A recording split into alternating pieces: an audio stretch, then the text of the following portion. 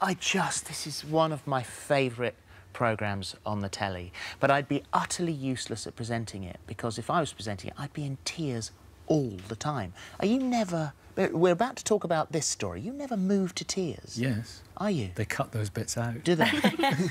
Do you and Davina actually cry? Davina, when she gets home, has a massive sob. But sometimes things are sometimes close to heart, and things are so moving and so powerful, you have a go. But you know what? It's about Anna. It's not about us. It's about the amazing people who I think inspire. Yeah. I think they're inspirational. Well, let's talk about Anna's story, because this story took the show over the opposite side of the world. And your story is one that when you were 2 years old, you were adopted, but your life that you were born into is very different to the life that you lead now. So what did you know of your life before? I knew that my mum was pretty destitute when she put me up for adoption, and then I was looked after by my uncles and my brother. I mean, that's pretty much it. Well, you were born in 1986 in Riobamba, in the heart of the Andes in Ecuador. Yeah. And your birth name was Viviana. Yeah. And they came, when you were 2, the parents brought you over to the UK. Yeah. And so they put you up for adoption then, but you found a diary of that time, didn't you? Yeah, so my adopted parents kept a diary from the moment they landed in South America right up until when they left with me, about every day, just everything that happened, how they felt. And then as I was older, my dad gave it to me, and I was able to read the journey. Well, as Nicky said of his own story, because you're adopted as well, that those children who grow up with incredibly kind, loving families, but know that there is a chunk missing, there's a hole in their lives. Yeah. And how did you feel? I definitely always felt different. I think knowing that you're adopted just puts a sense of who am I, where do I belong?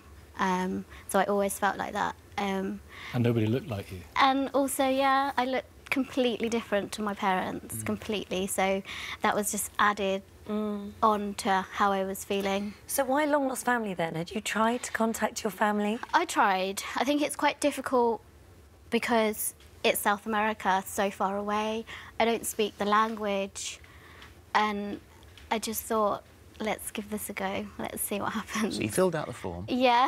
How long did it take before they got back to you? It wasn't that long. I was quite surprised when I got the phone call, and it kind of just carried on from there.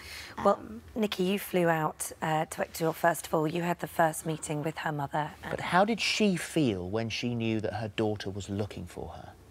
She felt amazing, but she felt even more amazing and wonderful when she knew that you were fine. Yeah. And she knew that you were happy, and that you'd had a great upbringing. Yeah. I think that's what matters to people so much, because they live, for right or wrongly, they live with this kind of guilt, and they just want to know that everything's okay.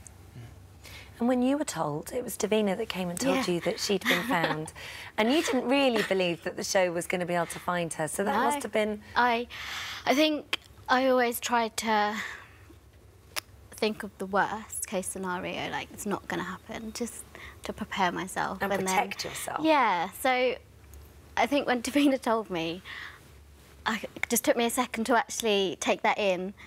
I was so surprised. Yeah, I was shocked. And what sort of contact have you now had? So social media, I've been able to contact my mum, and when I was out there I met my uncles and my half-sisters, so I'm able to keep in contact with them now. And you said at the beginning that, you know, you obviously very grateful to your adopted parents, but there was something missing, you felt incomplete. Yeah. And by going through this process and meeting her, do you feel more complete now? Yeah, definitely getting there. I still think it's a big journey that I need to go on.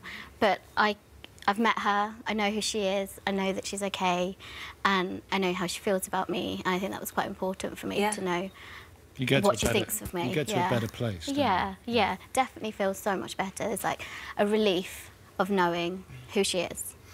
And for you, there must be, and Davina and the team, there must be an incredible sense of satisfaction doing a show like this. Yeah, it's...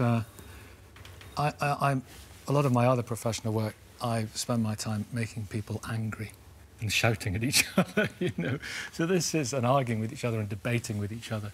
But so this is it's a really beautiful thing to be involved with. I'm so lucky, and I know Davina feels the same.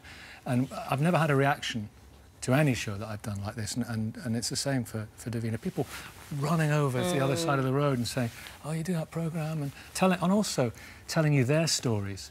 Because, you know, everyone watching, everyone has a story, or everyone knows somebody who has a story. And the show is also brilliant at the support that it offers. It doesn't just reunite you. I mean, you would have been supported every step of the way of this process, because it's not easy. It's not a sticking plaster. You don't just meet them and it's all happy. Yeah. It's a process which you're going through. Yeah, and I'm glad I've done it this way. Had I done it like any way else, like, I wouldn't have got the support that I've got. Well, thank you, guys. Thank you. Tonight's programme, by the way, I think is one of the most powerful hours of television I've ever seen. I watched it through with my wife about 3 weeks ago, and I rang her the next morning and I said, "Everything all right?" She said, "I can't talk. I'm still in recovery." I've tweeted pictures of me sobbing whilst I've been watching. Yeah, 9 o'clock tonight on ITV, so don't miss it. Thank you very much. Lovely to meet you. Thank you very much indeed. It was a great story. Thanks, Nikki. For more of the same, just click here. And don't forget, you can subscribe for even more of these amazing videos exclusive to our channel.